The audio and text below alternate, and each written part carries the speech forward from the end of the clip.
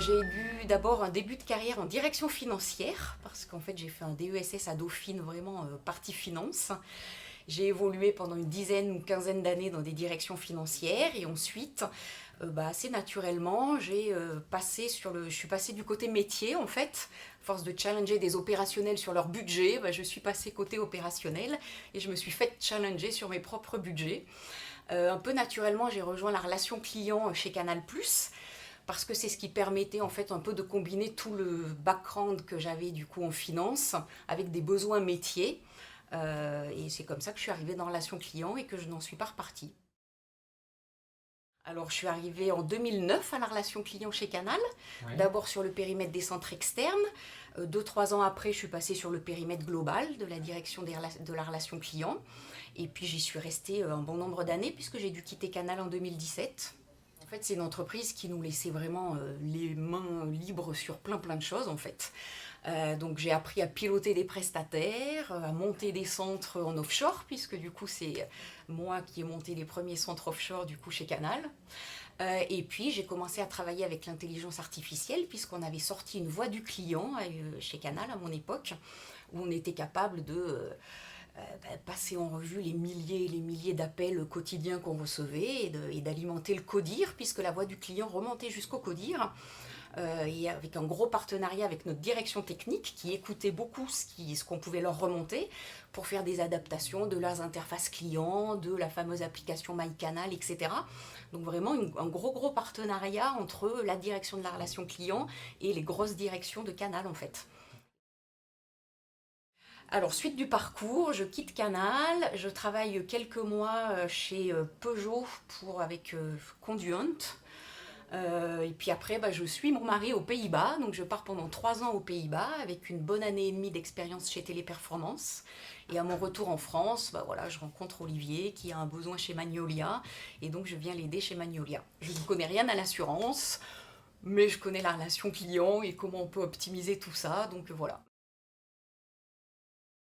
Donc j'ai en charge à la fois du coup la partie B2C, parce que Magnolia, c'est le numéro 1 de l'assurance emprunteur sur la partie InsurTech, avec 2 gros pôles, B2C, B2B. Moi, je suis en charge du B2C et de toute la partie gestion. Et cette partie gestion a 2 parties principales. Une partie un peu de back-office de vente et une partie vraiment de gestion, puisque Magnolia a la particularité d'être multitâche. Il y a à la fois des distributions de produits basiques, puis des produits qu'on co-crée avec des assureurs et des produits sur lesquels on assure aussi la gestion. Donc on est concepteur, distributeur, grossiste sur toute la chaîne en fait. Et donc en fonction de ça, moi mes équipes de gestion, elles ont un périmètre plus ou moins large et donc je travaille sur tout ce périmètre-là jusqu'à la cellule de tarification là, des personnes qui analysent les bilans sanguins, les résultats médicaux des personnes, des prospects pour leur proposer le tarif adéquat.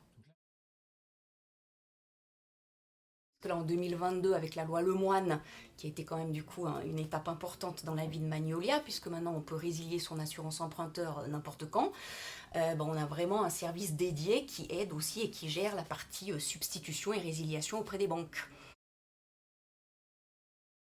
Alors, Et quand le je suis déploiement? arrivée en fait chez Magnolia, sur la partie B2C, il y avait vraiment un enjeu de structuration de l'activité, de mise en place de KPI et de pilotage de cette activité par la performance, parce que c'était un plateau de vente mais qui n'était pas tellement piloté par la performance. Donc j'ai mis en place tous ces indicateurs-là. On a changé l'outil aussi de téléphonie pour vraiment bien structurer ça. Et l'étape d'après, c'était de travailler à la qualité. Une fois que l'on avait les basiques, en fait, c'était vraiment de travailler sur la qualité. Donc ça a commencé par une réorganisation du plateau en nommant une personne en charge de la qualité, en mettant en place un système de pépinière qu'on met un peu en place partout, ça fait partie des basiques, où les conseillers passent régulièrement quand ils sont en difficulté sur un ou plusieurs KPI. Et ensuite, on avait besoin du coup d'un outil pour nous aider à analyser davantage, à passer à la vitesse supérieure pour analyser en fait toutes les communications qu'on peut avoir et surtout avoir des systèmes d'alerting. Moi, c'est ce que je cherchais aussi pour essayer de récupérer du mécontentement avant qu'il se transforme en réclamation en fait.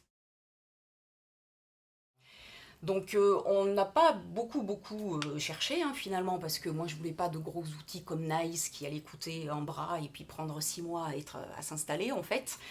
La directrice du B2C à Rouen avait entendu parler, je crois, de Quality. On a eu 1 ou 2 réunions avec Nicolas Panel qui se sont très bien passées. Et on s'est dit, bon, c'est bon, on choisit Quality, on branche ça vite fait. J'avoue que moi, j'avais quelques doutes sur le fait que ça allait pouvoir se brancher en quelques semaines, être opérationnel très vite. Et là, j'ai été complètement bluffée parce que c'est hyper simple. Nous, en plus, on leur avait donné comme contrainte de prendre les infos Diabolocom et de se débrouiller avec ça. On ne voulait pas faire de lien avec notre CRM qui allait complexifier le projet. Notre direction informatique a une bande passante assez limitée parce qu'on a plein de projets de refonte de produits, de création de produits, etc. Donc on voulait être très autonome et pouvoir vraiment faire quelque chose rapidement. Et ça a vraiment été le cas. Je crois qu'on a eu notre kick-off mi-janvier ou fin janvier. Et là, depuis 1 mois, on utilise déjà Quality de façon hyper impressionnante en fait. Alors, speech analytics, ça c'est sûr, oui, avec une très bonne qualité de retranscription. Et donc à partir de là, Quality propose de mettre en place des trackers. Nous, on a beaucoup travaillé là-dessus en fait. Et à l'aide de ces trackers, vous arrivez à automatiser des grilles d'évaluation d'écoute en fait, et des alertings en fait. Donc moi, régulièrement, alors c'est pas tous les matins parce que là je regardais justement, ça fait 3-4 jours que j'en ai pas reçu, mais je peux recevoir un mail parce que dans la conversation, Quality a repéré le mot, je sais pas, escroquerie, trop cher, pas content, impossible, inacceptable, des mots comme ça en fait.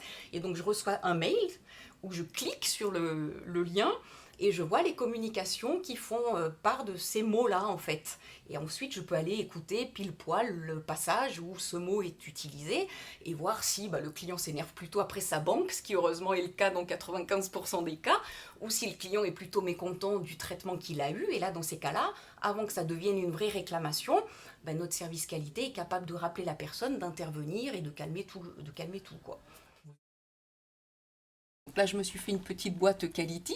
Et donc voilà, c'est Mathilde qui m'écrit, qui me dit, là, 2 nouveaux messages. Donc là, vous voyez, c'était le 29 avril, depuis, j'en ai pas eu. Donc je clique là-dessus, je vois les messages ici.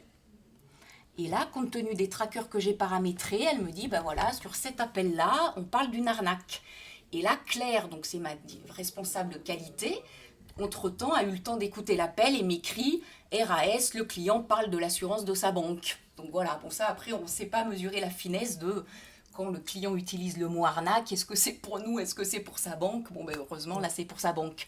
Le cas d'après, voilà, c'est un peu de l'arnaque, là c'est un dossier qui est remonté en réclamation, donc probablement que là il y a quelque chose qui nous concerne et sur lequel il faut qu'on travaille. Agile, utile, prometteur. Merci Bénédicte. Merci à vous.